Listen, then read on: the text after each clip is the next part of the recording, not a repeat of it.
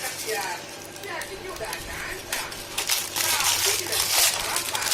Untung bukan lari maraton. Pasti gak nyampe-nyampe tuh. Tapi tidak di situ saja sobat santai. Ada kelakuan kakek main musik. Main musik apa ya? Kita lihat videonya.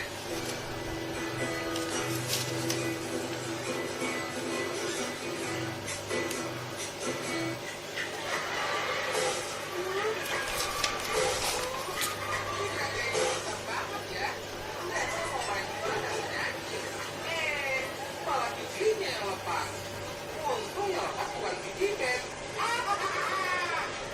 Sobat santai, main air itu menyenangkan. Tapi bagaimana kalau main air tidak sesuai harapan? Kita lihat videonya. Check it out. Mas. Udah gede kok main pancuran. Mending main ke pancoran. Biar kemalu. Daripada ke pancuran. Udah gitu jago dilihatin orang lagi. Pasti malu turun-turunan dong. Bahas air, kita akan membahas angin. Tapi bukan masuk angin loh ya. Daripada penasaran, kita lihat videonya.